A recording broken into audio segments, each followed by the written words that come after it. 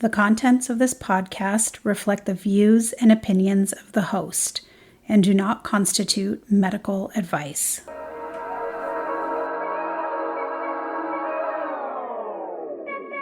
Hello and welcome back to Long COVID MD.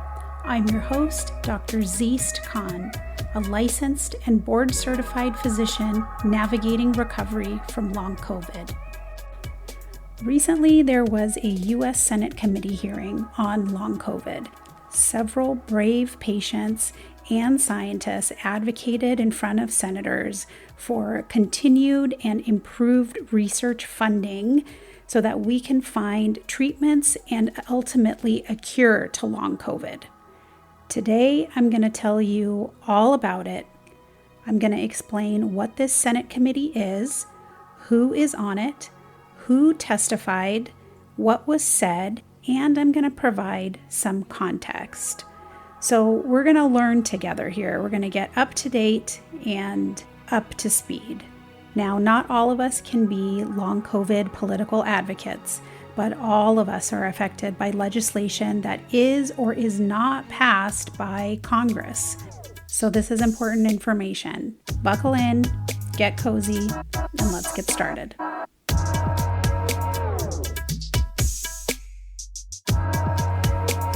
The long COVID hearing that was held on January 18th of this year was called by Senator Bernie Sanders from Vermont, who is the chair of the Senate HELP Committee. The HELP Committee is an acronym that stands for Health, Education, Labor, and Pensions. This Senate committee hears all proposed legislation that deals with, among other things, biomedical research and development, legislation that pertains to individuals with disabilities, labor standards and labor statistics, occupational safety and health, and public health. The hearing was called Addressing Long COVID, Advancing Research and Improving Patient Care. Now, what is a U.S. Senate committee? These committees guide the Senate at large on topics under their jurisdiction. So they're very influential in passing legislation, although they don't pass legislation themselves. They make recommendations to the Congress at large. The HELP Committee is composed of 21 senators, split pretty closely down the middle in party alignment, and includes 2 senators who are physicians, Bill Cassidy from Louisiana and Roger Marshall from Kansas. Senator Tim Kaine from Virginia is also a committee member, and he's notable because he has long COVID, and he's been quite vocal about his own experience as a patient for quite a while now. He very poignantly shared a bit about his experience during the Senate committee hearing. He looked visibly moved by the testimony of patients with long COVID, and he has written a piece that I'm going to link in the show notes, along with a bunch of other links for this episode and the next, written by him and 2 other senators who have long COVID. One is a former senator, but they are, demanding that Congress act on passing legislation and funding research for long COVID. Overall, this hearing was very validating and it was surprising to me how many senators had been directly or were directly impacted by long COVID, either by suffering from long COVID or prolonged symptoms after COVID infections, or having a loved one who is currently debilitated by long COVID. It seemed like everybody had a stake in the game, and everyone was quite respectful and empathetic. So this is what the scene looked like. From my count, 12 senators attended, but not all at once. They would come and go, presumably between other meetings. They sat on an elevated podium or dais shaped like a semicircle with those cushy black judges' chairs. So it's a lot of wood and leather vibes. And in front of them on the floor level are two long, narrow tables, or several long, narrow tables equipped with microphones for the witnesses to sit and speak. Behind these witness tables are benches for people in the public who want to attend. Now, the hearing was held on January 18th. I see a media announcement for the hearing dated January 16th, just 2 days before the hearing.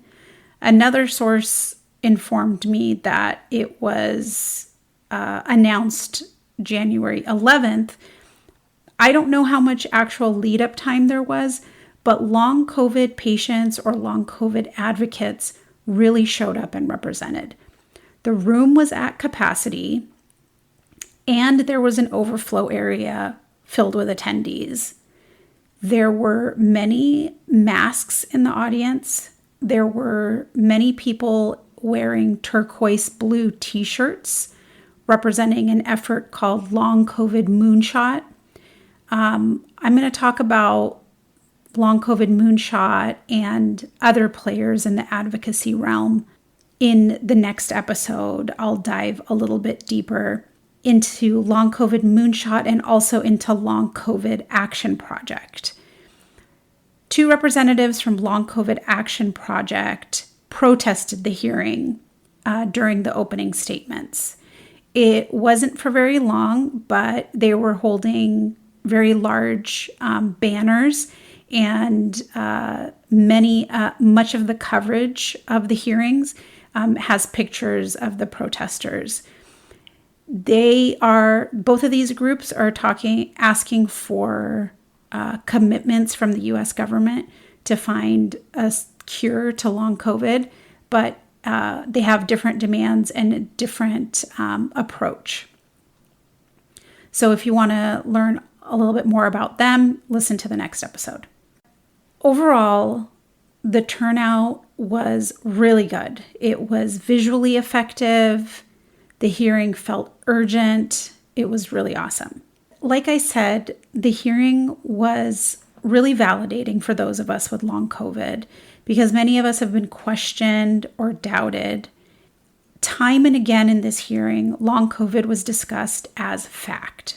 And the senators all demonstrated empathy for long COVID patients. If you need to hear some validating words, you might want to listen to Senator Sanders' opening comments. He started the hearing with an appropriate description of long COVID and said, "To all of you with long COVID, we hear what you're experiencing. We haven't done enough." And hearing those words were really powerful. Like, it surprised me how moved I was, because many of us with long COVID are isolated. And because we're isolated, we feel powerless and we feel like we've been abandoned. Senator Sanders followed the hearing by writing an opinion piece that was published in USA Today. I'll link that article in the show notes. But his article or his op-ed echoed a lot of what he said in his opening statements. He argued that long COVID is not only a medical challenge, it's an economic challenge and an ethical one. He said 16 million people in America have long COVID, and 4 million are out of work because of it, with an annual cost in lost wages alone of $170 billion per year. He said we need to educate medical professionals to recognize, diagnose, and adequately treat this disease. He noted that many patients are dismissed or misdiagnosed, and many do not have access to care due to the shortage of physicians and other healthcare workers. In the written piece, he said, patients are forced to navigate a dysfunctional healthcare system that is too confusing and too expensive, with no real answers. Morally, he said, this public health calamity, that was COVID, is an opportunity to reassess how foundational institutions benefit the public. In opening remarks, we also hear from Senator Bill Cassidy from Louisiana, who, as I said, is a physician. He said he's cared for patients with chronic fatigue syndrome in the past and other complex diseases that don't have biomarkers. And he acknowledged how devastating the disease can be and said, I will echo a lot of what Senator Sanders said, because the facts are just the facts. And that alone was refreshing. He pushed for more research and hopefully a cure. He noted that the committee had authorized over $1 billion in long COVID research that was given to the Department of Health and Human Services.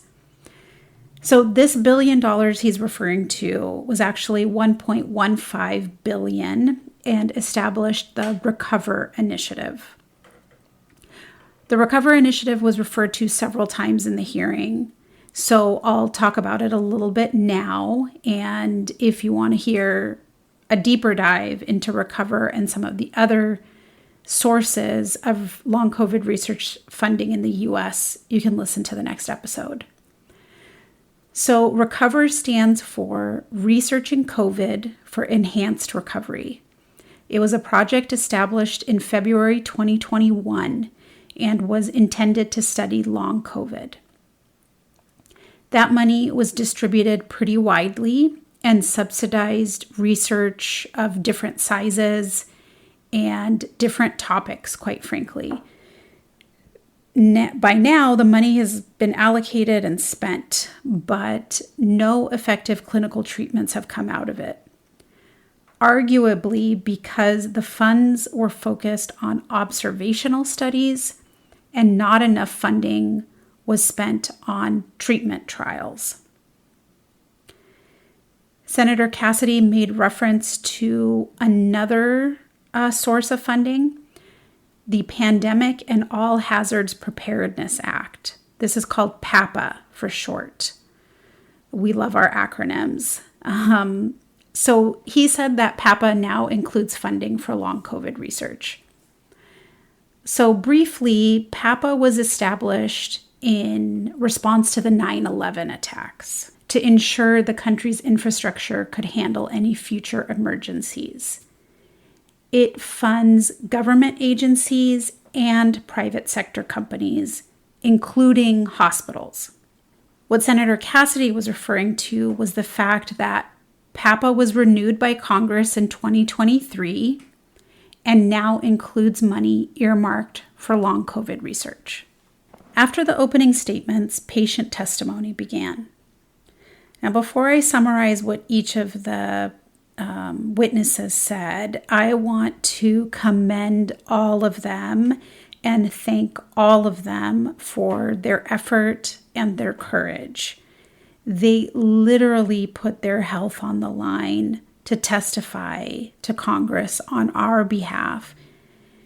And I know from following some of them on social media that they did have post-exertional malaise episodes afterwards. And I say they spoke on our behalf because whether we as long COVID patients know them or not, they did represent a cross-section of long COVID patients across the country and described on our behalf the urgency of this problem. So thank you all for doing what you did. The first testimony came from Miss Angela Vasquez. She is, among other things, the president of a long COVID advocacy organization called Body Politic, which she said has closed due to lack of funds. She is also a policy director for a California-based advocacy group focused on improving equity in children's health care. From her bio, she has a fair amount of experience in advocacy, and her presentation reflected that. She was cool, calm, collected, and at the same time described how her life has been devastated by long COVID. She said before she got sick, she was an athlete. She contracted a mild case of COVID in 2020 and then her long COVID symptoms started. They included blood clots, weakness, and severe allergic reactions. She said her lab work clearly demonstrated that something was wrong, but she was dismissed as having anxiety. She said she was forced to fend for herself in the first year because she didn't fit the demographic of what the high-risk group was believed to be. She noted that racial health disparity makes people of color at higher risk for developing long COVID, and argued that historic health disparities are affecting access to care for long COVID patients. Age, ethnicity, income, and location were factors brought up several times in the hearing and identified as factors that influence access to health care. They were also linked to delayed diagnosis and delayed treatment. Ms. Vasquez brought up another topic that was discussed throughout the hearing, and that is the topic of the limitations of the U.S. health insurance system. She noted the challenges of navigating Medicaid and how patients with Medicaid are often at risk of losing insurance coverage simply because of bureaucratic requirements that change and policies that change and may not be communicated to the patient. Additionally, she pointed out that sometimes we as patients are too ill to understand or fill out all the forms needed by insurance. Currently, Ms. Vasquez suffers with post-exertional malaise, brain fog, and palpitations. She said she paces. She's able to work in a position that affords her appropriate accommodations, but she can't do much else. I don't socialize, she says. I don't enjoy my old hobbies, and I really don't leave my home.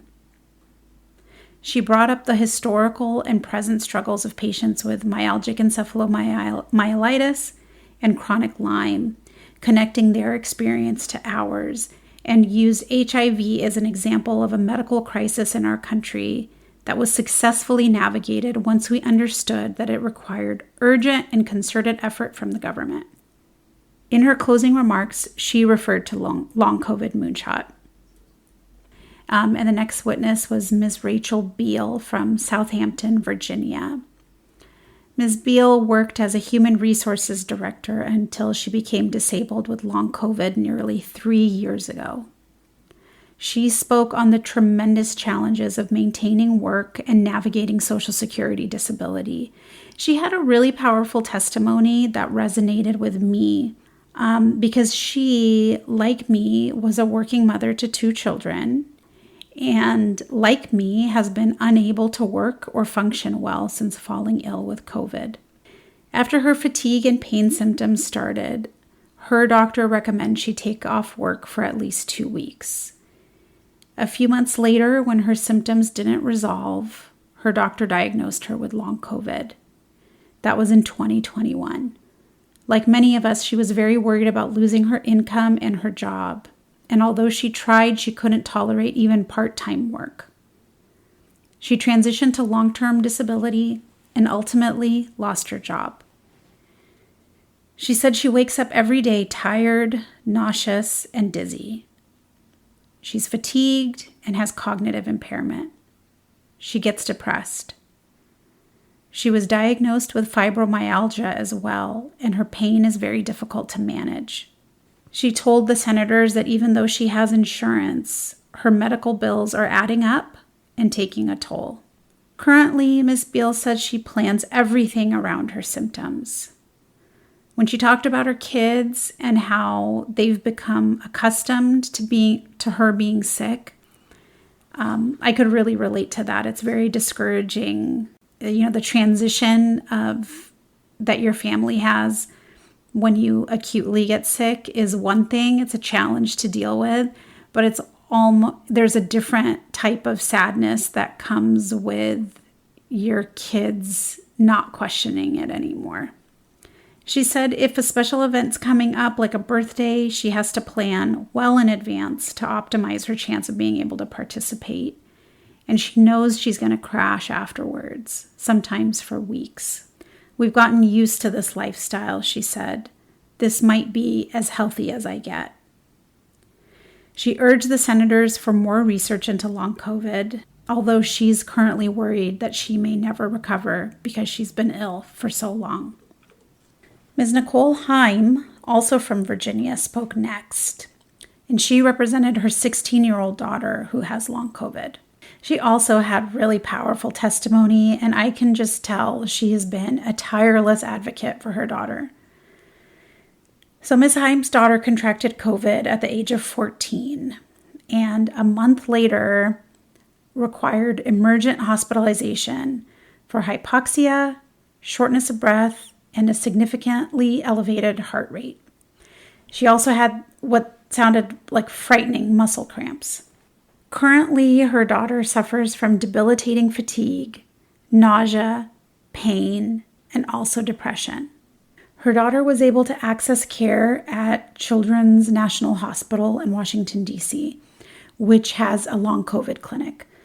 She's currently enrolled in an observational trial there as well. Ms. Heim's daughter has required a slew of specialists to figure out treatments to her symptoms, and as a Medicaid patient, her family had to jump through many insurance hoops to get the care she so desperately needed. Ms. Heim poignantly said at one point, "Long COVID has stripped away my daughter's life." She shared that her daughter has had episodes of suicidal ideation and said, "We rarely discuss the mental health impact long COVID has," and argued that it takes a much greater toll on a child because activities that are so foundational to children, like school, sports, and friendships, can't be accessed at critical points in their life. Ms. Heim had specific requests of the committee. 1, to develop appropriate medical screenings for long COVID. 2, to increase awareness of pediatric long COVID. 3, to allow access to cross-state telehealth care. She encouraged the committee to meet with hospitals offering care to get firsthand exposure to the healthcare system for long COVID. And 4 was not the last. She had the 5th recommendation to educate parents about long COVID so that they could get their kids care in a timely fashion. After the patient testimony, the senators took turns asking the witnesses questions. Some were clarifying questions. Some questions included commentary. Sometimes the senators would toot their own horn or take digs at different parts of the government or various laws. Most of the questions were frankly a bit of both. I'm going to discuss what I think were the most notable points of the question and answer period. Topics that were brought up in the question and answer section were conversations regarding health disparities among different communities in the United States. Not surprisingly, gender, race, and income all contribute to vulnerability that patients have in accessing care. The challenges women face were addressed. Women are more often minimized and their symptoms more often believed to be caused by anxiety or pandemic stress. Senator Tim Kaine, during one of the questions, talked about his experience with long COVID. Another senator, Senator Young, who's not on the committee, his experience suffering from long COVID, and a former Senator Inhoff, his struggle with long COVID. All 3 of these people, he said, are white men with status. And he said, we were not questioned.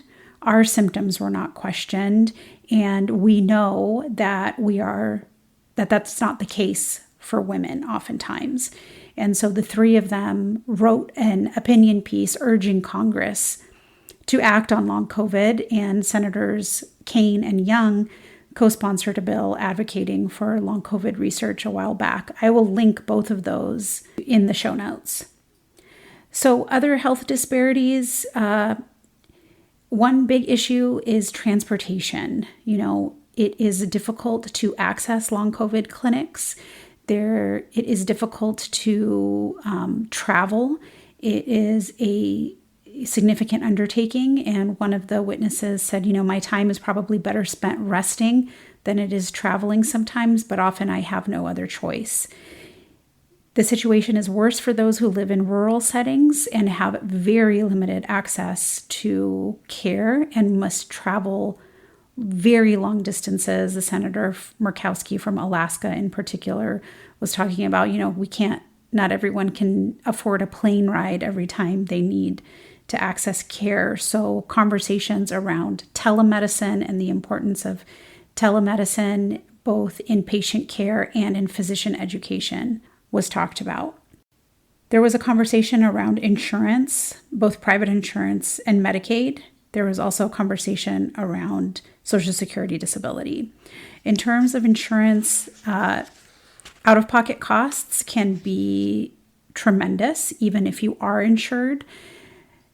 Things like mental health care and massage therapies, both of which are effective at controlling pain, of course, stress and anxiety, and learning coping mechanisms are often either not covered at all by insurance, or practically speaking, not available because it is difficult to find a mental health therapist who will take insurance, has openings, and regular availability.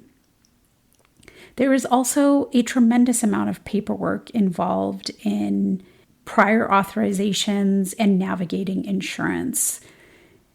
Many things like tests and treatments are denied by insurance companies, which one witness called demoralizing, and navigating these denials is time-consuming for patients who oftentimes don't have cognitive energy to undertake these tasks, and it is demanding on doctors' time and the staff of clinics. They are spending valuable time on prior authorization paperwork when their time would be better spent in direct patient care. Social Security disability insurance is also difficult to navigate. Ms. Beal talked about her experience navigating SSDI and informed the Congress that SSDI doesn't tell you why you've been denied. It doesn't tell you if it's because of a medical diagnosis that they don't agree with, or if one of your papers is missing a signature. So every time you reapply, you're starting this cumbersome procedure from scratch without any guidance as to why the first or the last effort failed. One of the senators asked about how to streamline this process and also mitigate fraud. And Ms. Vasquez rightfully said that she believes that the risk of fraud is vastly overestimated. And I agree with that. I think the risk of fraud and I think the risk of malingering, which is when patients lie about their symptoms for attention, is vastly overestimated. This is, she pointed out, a very difficult process and time-consuming that requires a lot of paperwork from other people. And so it is not likely that people are committing fraud. Most people who are applying for Social Security disability have a good reason for it. And then, in many ways we've touched on, but I want to focus a little bit more on mental health. Our mental health is at risk whenever you have a chronic illness. And Ms. Vasquez pointed out that she had a pre-existing diagnosis of depression, which she believes might have kind of encouraged her healthcare team to attribute her symptoms to depression. Additionally, she pointed out that long COVID is an inflammatory process, that there is neuroinflammation involved, and that when your brain is inflamed, it is linked to mood disorders. So she said, if my depression is caused by long COVID, my depression will be treated when you treat long COVID. And I thought that was a great point. Ms. Heim talked about her daughter's struggles with mental health, both in her testimony and in answering questions. And she mentioned that at some points her daughter thinks to herself, you know what, this is in my head, I have to just push through.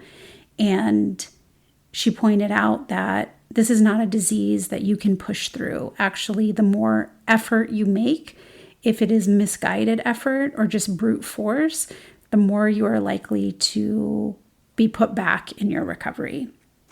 The last thing I'll bring attention to in the patient testimonies and question and answer period was the encouragement from the patients to involve patients in research and treatment. Ms. Heim multiple times said that as she learns what works and does not work for her daughter, she tries to educate every subsequent physician she meets and then encourages that physician, she said, to tell everyone you know. Ms. Vasquez also pointed out that patients know oftentimes a lot more than their physician does, because they are living the experience, and also because they have by necessity become experts at researching, and they have kept up to date with research as papers come out, because this is our top priority. So she said from both of those angles, it is important and valuable for patients to be involved in these research projects and research efforts. So that was the first 2/3 of the hearing. I want to once again applaud the patients in testifying and traveling. I think they did a fantastic job. After the patient testimonials and questions, the panelists switched, and now we have 4 what Senator Sanders called experts. So 4 physicians/scientists who are involved in long COVID research and caring for long COVID patients.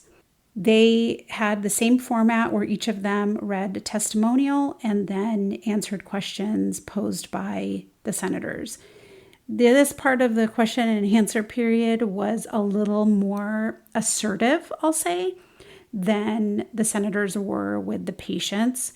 There was a little bit more grandstanding and a little bit more pushback from the senators, but I think the experts dealt with each instance very well, and did not allow, from what I saw, the politicians to put words in their mouths. So well done to all of these. The first expert to speak, Dr. Michelle Harkins, is a pulmonary critical care medicine physician based in New Mexico, and she is a lead investigator for several clinical trials involving long COVID. She was involved in a project called Project Echo, and this was, from what I can tell, a virtual network to connect physicians caring for patients with acute COVID, and I believe these was primarily critical care physicians working in the ICU with very sick patients, so that information on treatment protocols could be disseminated rapidly.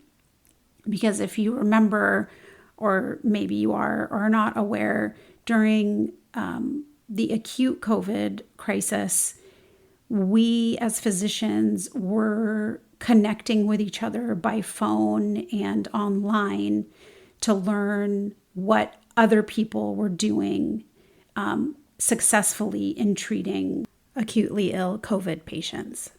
Project Echo has since expanded, and primary care physicians are now involved, and Project Echo is being used to disseminate information to primary care physicians on how to diagnose and treat some symptoms of long COVID. She had several recommendations to the Senate, including continuing funding for long COVID in general, to include a broad set of patients in clinical trials, to support multidisciplinary clinics. This is a type of clinic where you enter one building and you see specialists on the same day from different specialties.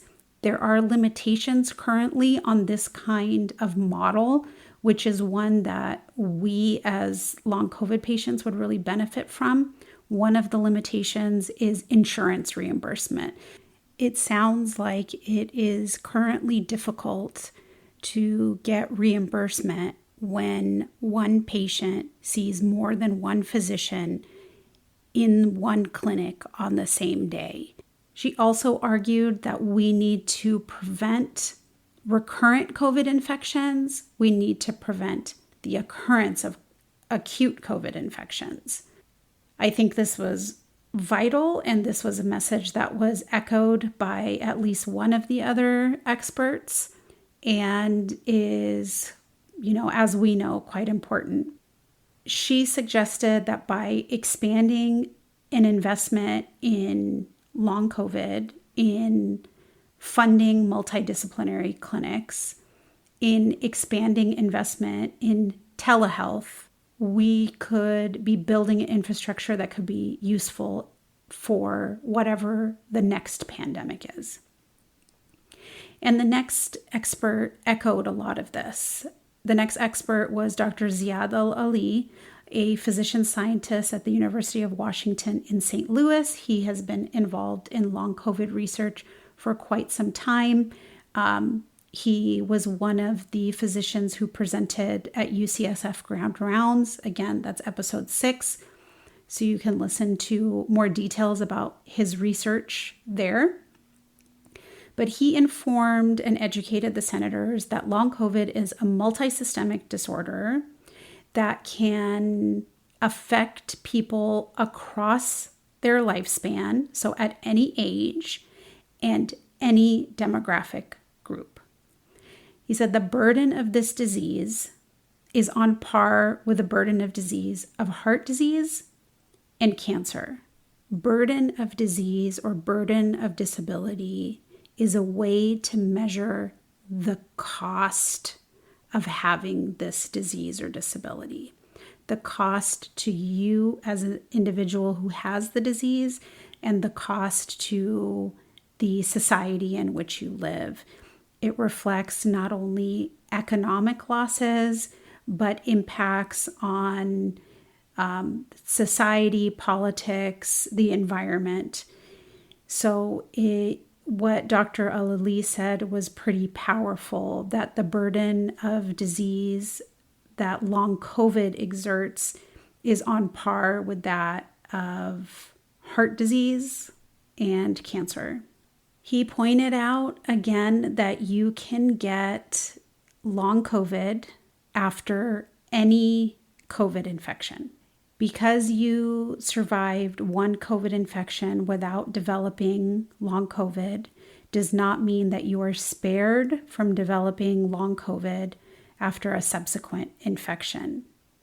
And because he said the burden of disease is high and the recovery rates are low and essentially everyone is vulnerable, preventing long COVID is crucial.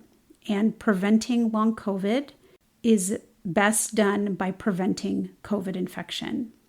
He argued for variant-proof vaccines and air ventilation systems. Later in the question and answer period, he talked about how building codes change to accommodate the risk of earthquake, and likewise, our building codes should invest in and reflect the dangers of airborne pathogens. He also pointed out that vaccine side effects are real. He said currently there are 0 approved treatments for long COVID, but that it is not beyond the prowess of America to solve this problem. He said the research effort must match the urgency and scale of the problem, which requires a coordinated approach. Unfortunately, both his and the next experts' microphones would go in and out, so We missed some of his points, but Dr. Al-Ali gave a passionate testimonial, and it was very effective. Dr. Charisse Madlock-Brown is a PhD in informatics at the University of Iowa School of Nursing. She is an expert in informatics and therefore analyzing data and using machine learning to do so.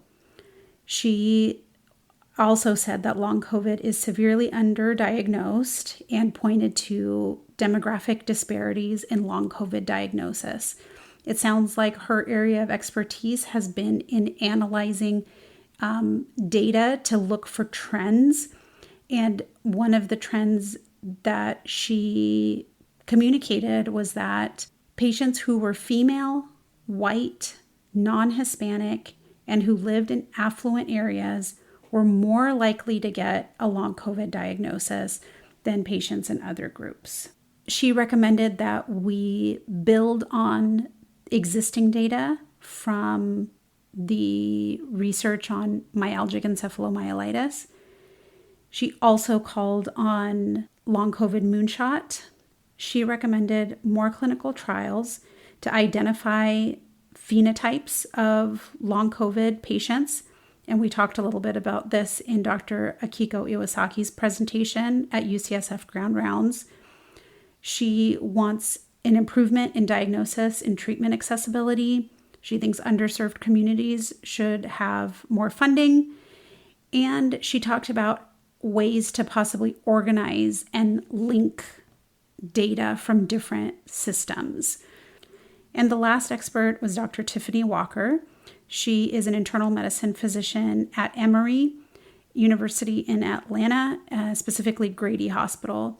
And she is the principal investigator for a Recover-funded trial at her hospital. She sounds like she had quite a bit of experience with community health and talked about the impact that long COVID has on patients' ability to work and patients' abilities to function normally. She also noted similarities between long COVID and myalgic encephalomyelitis, and also pointed out that economically disadvantaged populations are at higher risk for complications associated with long COVID. She said a lack of coordination in care is amplified in these underserved communities. She pointed out that the more we understand about long COVID from research, the better physicians are going to be able to guide testing. And if a patient doesn't have to undergo every test in the world, but instead has a focused set of tests that are backed by research, this will attenuate costs to the patients and attenuate the cost to the medical system. She critiqued the Recover funding and specifically the way the funds were earmarked, the specific rules that limited how the funds were distributed. I don't want to put words in her mouth, but that's what I got from it. So she recommended expanding Recover funding, expanding drug trials using repurposed drugs. So these are existing drugs that are being used for off-label purposes. She also thanked the Senate for the recent AHRQ funding. AHRQ stands for AHRQ, the Agency for Healthcare Research and Quality. In 2023, the Congress earmarked. There was a discussion about centralizing care in multidisciplinary clinics and also decentralizing care. So centralized care right now is multidisciplinary clinics that patients travel to and get to see multiple specialists at the same time, and those specialists can importantly collaborate and help develop a plan for the patient. Right now, that seems to be really helpful because now there is a significant burden on patients and their families to travel long distances in order to seek care. a need to decentralize, not depend on these multidisciplinary clinics that are few and far between. And instead, things like Project Echo, which Dr. Harkins is involved with, can be used to disseminate information to primary care providers who can more easily diagnose and at least somewhat start treating patients to get some alleviation of symptoms. There is a discussion here about, just like there was in the patient section, about the connection between long COVID and other infection-associated diseases like ME/CFS and Lyme disease. And I want to point out here, and we'll talk about it more in the next episode, that not everyone in the long COVID community agrees that we should be sort of combining these processes and studying them together. We'll talk more about that, why that is, in the next episode. But here at this hearing, what arguments I heard were supporting using research that has already been done on ME/CFS and building on that for long COVID patients, because the underlying belief is that there is something in common among all of these infection-associated diseases. There was a brief discussion on the role of AI and machine learning in understanding the data that we have collected on long COVID patients. And Dr. Madlock Brown spoke to this and said that there is a role for AI to help us sift through all of this information, but that again, we need more funding to adequately utilize AI, specifically for what I think is the electronic health systems that we have. And again, find a way for systems that don't talk to each other to communicate a little more easily. Dr. Madlock Brown also referred to another organization called Patient-Led Collaborative. And just like the patients did, talked about crowdsourcing and information from patients and also collaborating. She pointed out pretty powerfully that these 4 panelists have never met before, much less collaborated. And yet they've all been identified by the U.S. government as experts in long COVID. And she hopes that this will start a collaboration. And I certainly want that as well. Senator Hickenlooper then brought the hearing to a close. He took over from Senator Sanders, who said he had to go to another meeting. He said that was emergently scheduled. And in his closing remarks, he extended additional empathy and sympathy to patients with long COVID and recognized and acknowledged that the effort that it took for everybody to come and be in that room, the effort that it took to speak, and the effort that it's going to take to recover. And he adjourned the session by saying, "On behalf of the United States, we thank you." So all in all, I think this hearing was very powerful. It was very encouraging, but we're going to have to see what comes from it. I think this is a good start, but we in the U.S. need to keep our representatives' feet to the fire, as it were, and make sure they follow up on a lot of the promises and enthusiasm that they made and had during this hearing. This also inspired me to learn more about different existing long COVID advocacy groups who may be doing this work already, however small or grassroots. If you are interested in that as well, listen for the next episode where I discuss some of the players that I have noticed in the long COVID advocacy space. As we wind down, I want to thank you. If you are still listening, there was a lot in this episode. It took me a bit of effort to sift through it all and do some of the background contextualizing. I hope it was helpful for you. Send me some feedback. My email is longcovidmd@gmail.com. Tell me what you thought of the hearing. If you are one of the people who testified or were in the audience and want to offer more context or a follow-up or a clarification. Send me ideas or questions you want me to answer on the podcast, or just send a note to say hello and tell me your story. You can also find me on X at Dr_Zeest. That's DOCTOR_ZEEST. I want to thank you for listening to the Long COVID MD podcast. I'm Dr. Zeest Kaine, and until next time, bye for now.